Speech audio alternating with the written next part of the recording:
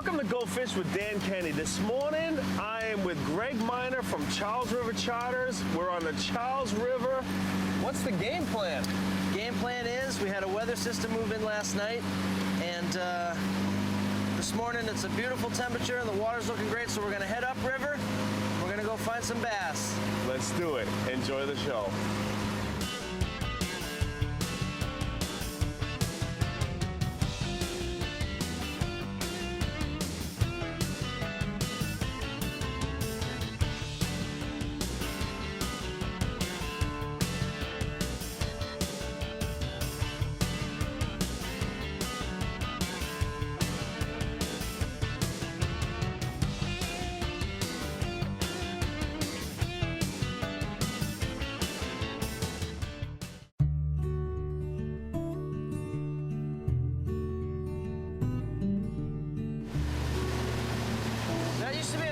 Factory.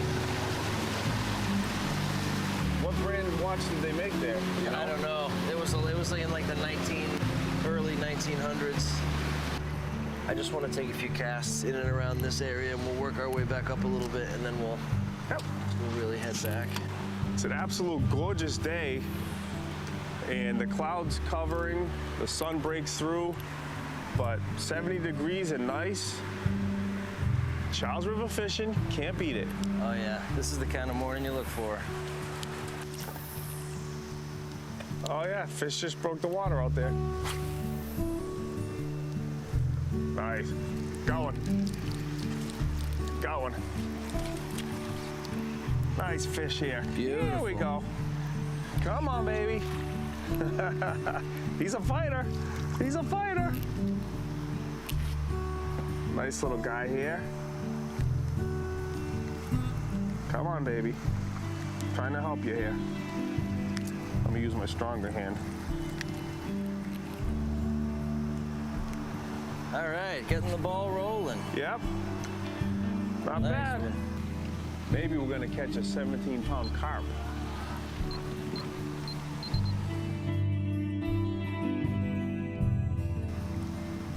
Boy, one thing about this river, the laydowns, the structure, my goodness. Yep, and wait until you see the difference in the transition of where we're starting this morning and where we're gonna end up in the city. This part of the river is covered with downed trees and submerged bridges and all sorts of structure to fish. Oh, I got one. Ha ha! Skippy! Here we go, Skippy. They're like Hey, that wacky. a bigger one was following it. Oh, really? Yeah. Much bigger. Throw that right in there. Wow. That's an awesome thing with fishing. When you see this, I pulled this guy in, all 6.5 inches of him, but yeah, right behind him was a good 2-pounder, I'd say. Oh, wow. Following him right in. Just a little bit bigger. Closer to the camera is always better. How many times have you seen that? I mean, you're on this river every day, but you see the bigger one following it, and you're like, oh, man. Oh, I know, yeah. You see a lot of the buddy system in here for sure. But that's all right. We'll just get it back out there and get his buddy.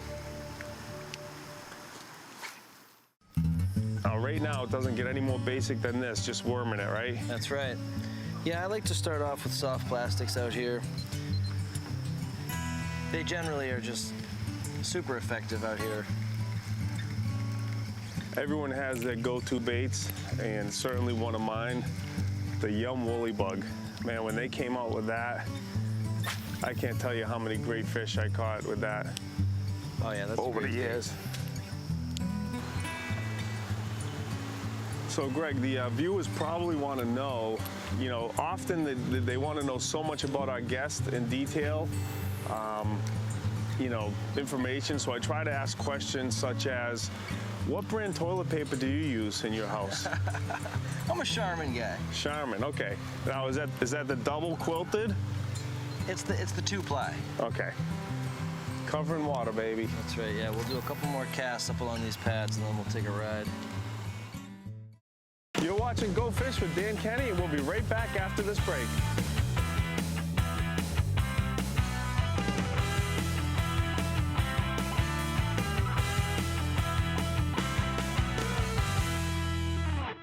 The Yamaha VMAX SHO.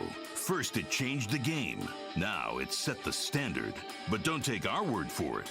The whole shot was everything they said it was going to be. And we accelerated from like 50 miles an hour to 70, and it was like that. So fast, so quiet. I mean, you give it power, and it's just there. That thing right there is just bad. The whole shot on it is second to none. Oh, yeah, it's for real. Take a demo ride and feel the power yourself. You'll know why we call it the Game Changer.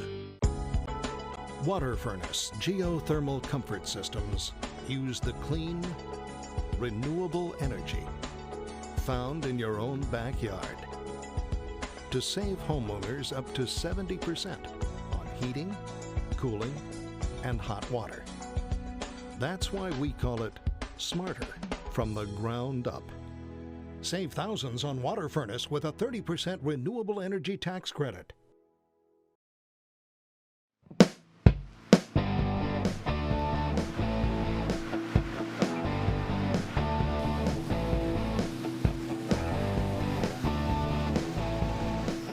So this is a beautiful stretch right here. It's a little bit deeper. It's about 9 to 10 feet deep. There's a lot of structure that comes out into the water a ways, and we're gonna try to fish some of that.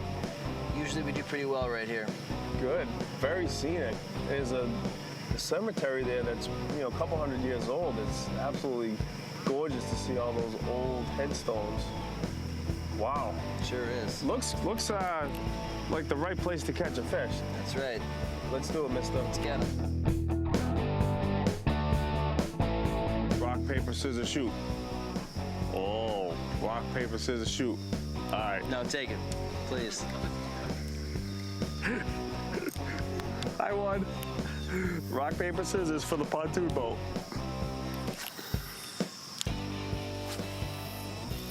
That's the benefit of being the guide out here. The pontoon boat looks great, but the dock submerged looks Oh, better. right, yeah, wow.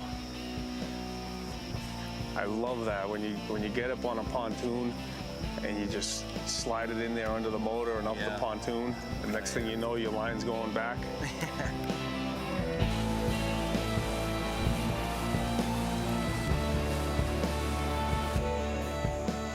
So Dan, this stretch of the river, for about the next half a mile, I like to throw crankbaits, spinnerbaits, soft plastics. I like to have the 3 at the ready.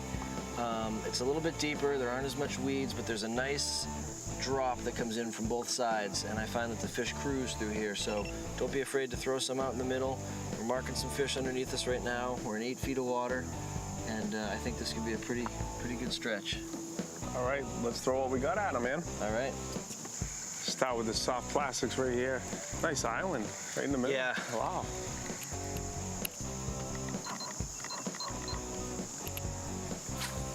I have a feeling we'll take a cast or 2 around that island. I mean, I know that you own the Charles River, but I'm just assuming you may recommend casting around that island. Well, you assume right. Yep, I like to spend a little bit of time down there around that island. They just tend to congregate there. Here we go. There you go. There we go. Might be a slight upgrade, but not much of an upgrade. A little bit better. Yeah, that's a good fish. A little bit better right there. Not bad. We'll take them, right? I was just talking about how dark that area is. Sit still, sit still. How dark that area is in there. And look at that. Pretty much off of that left branch that was sticking out right there. Nice bass. Charles River. Never gets old. That's right. Small guys are a lot of fun. Here we go. Back home. Splash.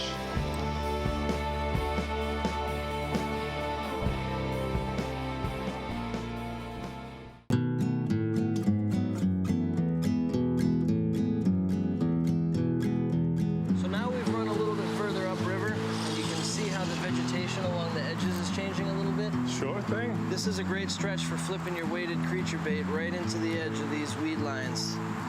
They're not kind of like the milfoil and the other type of weed we saw before. These are almost like plants growing right out into the water. They usually hold some good fish. It's also narrow enough where we'll be able to do both sides. Absolutely. Once we get under this bridge. Cover a lot of water that way.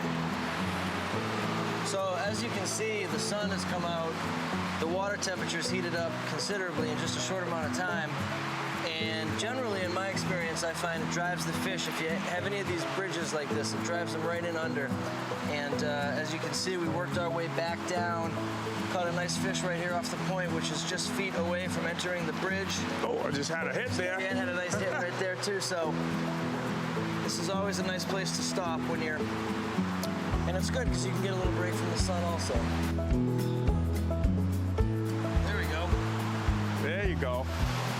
Nice fish.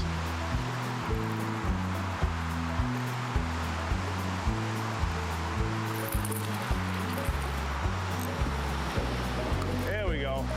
Bring her aboard. That's a good one. Yeah, it is. He hit that top water. Yeah, so this guy was hanging out right on the edge of the current. Threw a top water right in by the sticks, and he nailed it. As soon as it hit the water, he took that down. But this is more the size fish that you commonly catch. Right. You know, these are the kind of clone fish, 1.5, 2 pounds that you'll get all day long. There's some big boys in here. Going. Going. All right. Come on in here. Ha! Small but fun. Yes, indeed.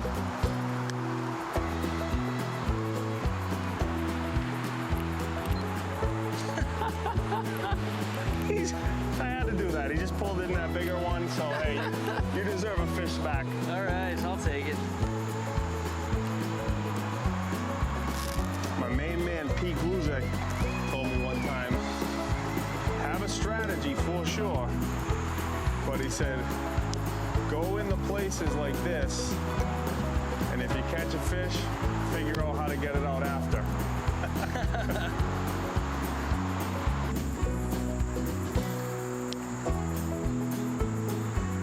Got him.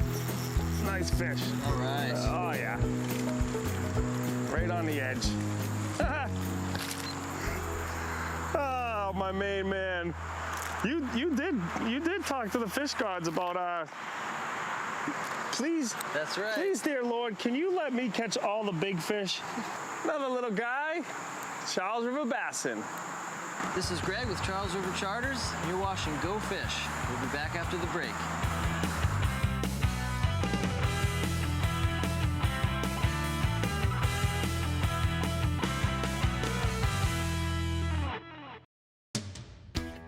This is Dan Kenney from Go Fish, and when I'm up in the beautiful state of Maine, I'm staying at one place only, Lakeside Motel and Cabins on the shores of Cavasconti.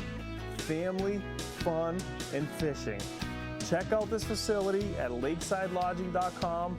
Only 3 hours from Boston and 10 minutes off the Maine Turnpike. Hello, this is Andy at the Lakeside Motel. Please come join Sherry and I at your home away from home. I love it.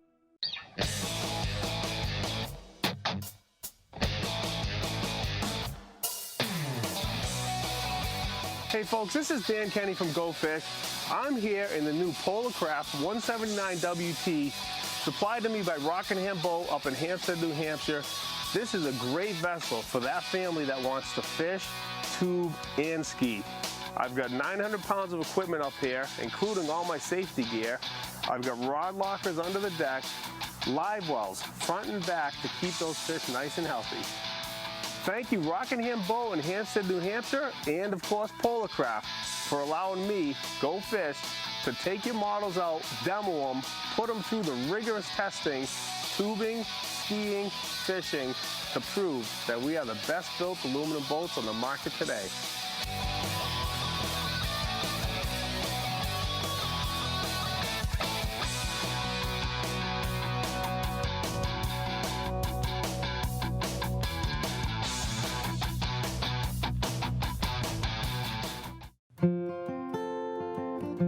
I got a perch following it. It's a little baby perch. This river is loaded with I love the colors of those perch. crappie. I do too. The yellow perch just... Here's one. Oh, good job. Oh, there's one too. Whoa, we almost doubled up, but I missed it. Hey, yeah, see, abundant bait fish in here. Yeah. He hit my crankbait. Yep, and I just had a perch. But that's a good sign. If you can hang out where you're finding a lot of the sunfish and the perch, you know that there's bass around. Skippy, here we go. Fun to catch though, right? That's Not a better bad. one. Not bad, little upgrade right there, the folks. Little upgrade. Pop that down. There you go, buddy. Hey, listen, I'm your friend. Be nice to me now. Don't ruin my bait or we're gonna have issues. Beautiful. Nice fish right there. Hey, Greg, you know, sound travels on the water, so I'll be a little bit quiet here, but that guy in that tracker, he's been trailing us for an hour. Yep. And we were fortunate enough to pull up a handful of bass. And I'm pretty sure that guy in the bass tracker may be calling Charles River Charters tonight. Let's hope so. That's the idea. Can you tell me what you were doing on the river? Nothing worth writing home about. It's about the size of my bait, to be honest with you. It's all right. We're having an enjoyable Voracious little appetite. time. Yes. It's all good, man. That's right. Time on the water. Catching some fish. There's one. Nice work, my man. Nice work. Not a monster, but he's putting up a good fight.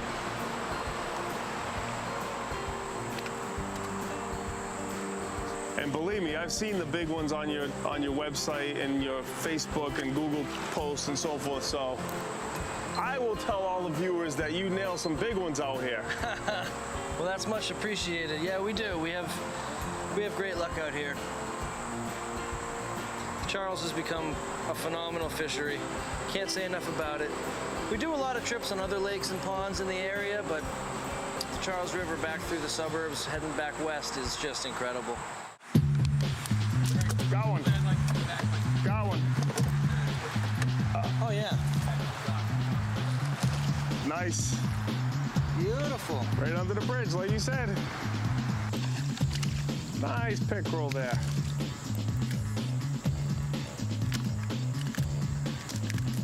That's a decent size. Oh, I got one.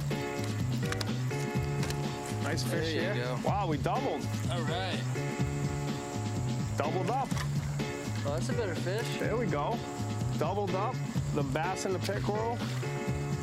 Woo! That's the second time that happened. There's a better bass right there.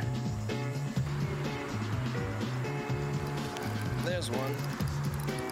Oh, good.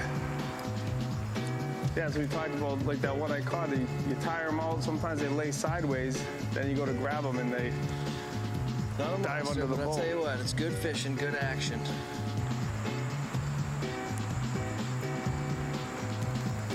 There's one. That's a better fish. There we go. That's a better fish. Stay with me, Chief. That's a nice fish right there. That's a nice chunk. So this is more like what we get out here on the river. This guy slammed a weightless soft plastic, threw it right off the edge of the dock over there, and that thing wasn't in the water for more than 2 seconds, and he hammered it. Good But job. good action, good fight. It's probably a nice 2.5-2 pound fish all day. Greg, this has been one of those days. I mean, beautiful. The weather has, by and large, been fantastic. Sun's out bright, goes behind some clouds, get some good cloud cover. Sun comes out bright again. So it's just a little bit challenging to keep adapting to the conditions, but that's the way it goes. Yeah, and it makes it harder too, especially when there are certain areas on the river, like one we're in, for instance, right now. When the clouds roll in, this area seems to light up, but when it's sunny out, usually I just blow right through. Oh, I got one. I got one. I got one on the cranker. All right. Hey! Hey, I don't care what anyone says. You still have the championship for the smallest fish. Yeah. Yeah, you still got that wrapped up, buddy. All right.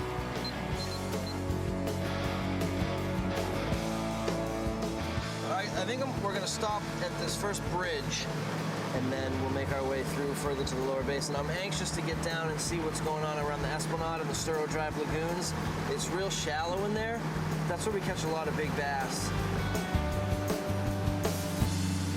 This is the first area where the river really takes a bit of a dive depth-wise. So we're gonna set up here and run some crankbaits over some deep holes and get some soft plastics down there and see what we can do. All right, let's pick them up.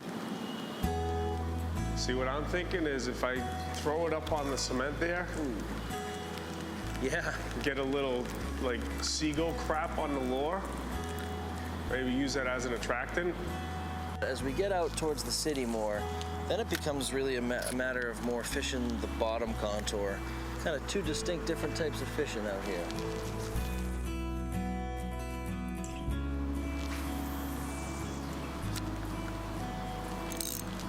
That's a beautiful looking shoreline. Wow. There's a few areas when you're out here you wouldn't even realize that you're, in the city of Boston. Just like many rivers, when you're fishing the banks, it all looks good. I don't think we want to waste too much more time on this stretch. I think we'll run down, get a little further down to some bigger water.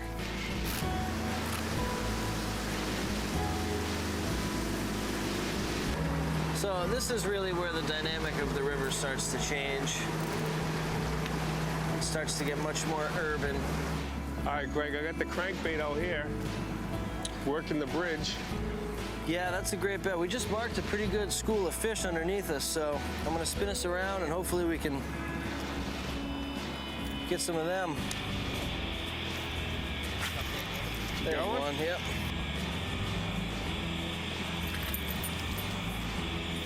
Well, you said it's too early to pick up the spinnerbait, and there you go. Yeah, well, that's why I was saying earlier, I felt like I needed to give it a try because the wind picked up so abruptly out here. Not a monster, but we're getting there.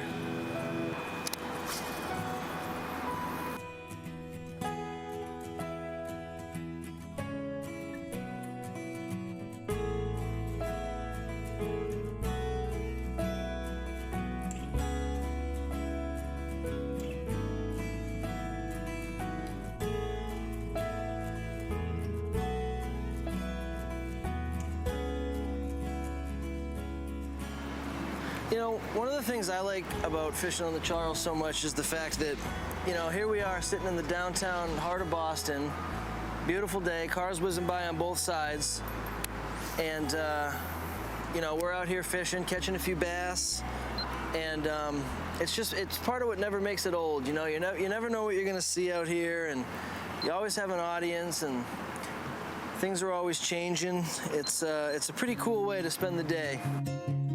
So one of the good things about this area that I really like is because you have so many bridge pilings and so much obstruction in the water, there seem to be a lot of bait fish that congregate in this area. And that's kind of why I like to have a bunch of different stuff ready to go.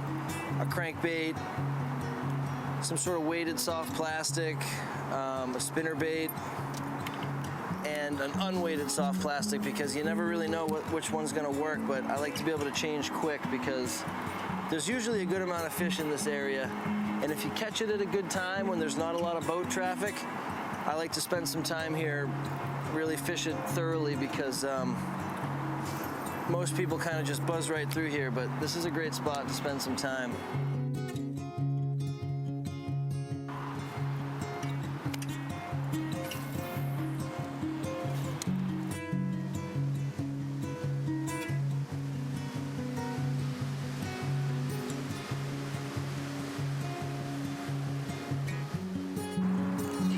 Downtown Boston, our hometown. Yeah. The fish seem to hold pretty tight to the edges in here when we come through these little alleyways. Believe it or not, they're fairly deep. Ooh, getting a bunch of hits in here.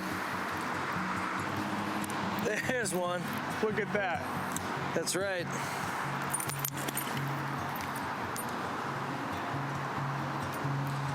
That's Nice a decent fish. little largemouth. Not bad.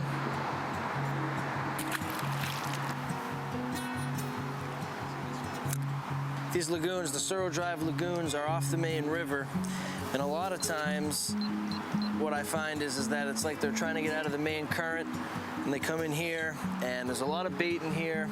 It's relatively shallow. The water's a little bit warmer, but It's a great place to fish. If you catch it earlier in the season, it's not quite as weedy as it is now, but I got one earlier on the spinnerbait out in the middle, hanging out in the weeds, so it might work to our advantage.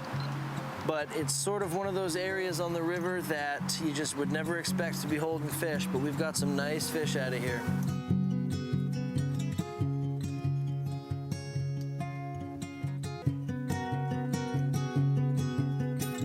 Going right here. There you go. Right under the bridge, right on cue. All right. Oh, this is The a good joys of fish. fishing. Nice fish. So let me get my Sure. cranker up. Nice fish. Good job there, partner. All right. That's what I'm talking about. Yeah, now that's a Boston largemouth right Right. there. Yeah, put me to shame. Thanks a lot. Thank you. I very much appreciate it. Now this is more like it. This is more like what you'll find out here when it's hitting the way it should be. That's what we need to go get some more of. Yeah, you got it. And as a captain, you know, I'm sure you want to make sure the viewers knew that you got that fish off the dock. So, you know. Well, it's important for them to know that I mean what I say, and I know what's going on out here. You got the stripers that run through here, and between the smallmouth bass and the lower basin and the largemouth, and the stripers chasing the bait, and you got Right. calico bass and yellow perch and all sorts of stuff out here. And it's diverse, and it's right in the middle of downtown Boston.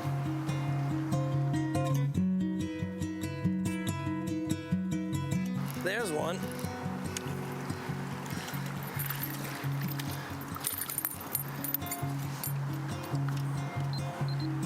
Going.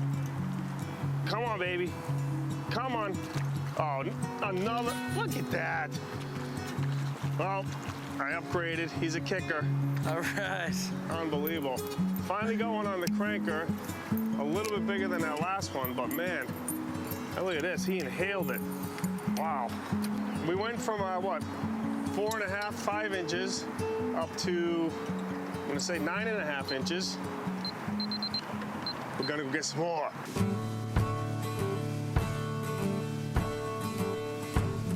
Now we're back kind of where we started from. We're getting closer to the Brighton and the Newton area. So we came back down here to give this a try, and I think we're gonna do pretty well. Come on. Come on. Here we go fishing. Oh, I think we got one here. Oh, there you go. Yep.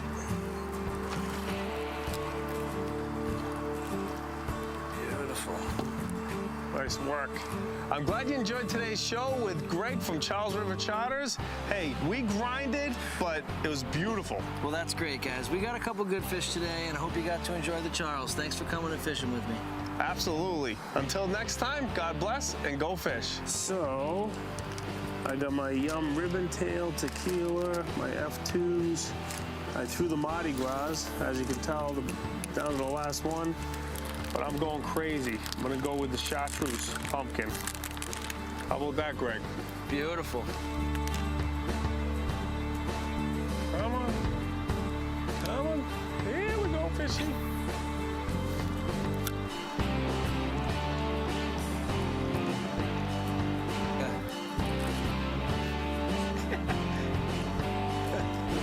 Yeah. Oh, that was even, it looked smaller in the water. Yeah. There we go. Bad. Oh, finally got one. There we There go. it is. Off of that dock. Oh, another little guy. Come on. Oh, man. Unbelievable. I'm going from 4.5 to 6.5, 7.5. I don't know what this guy is.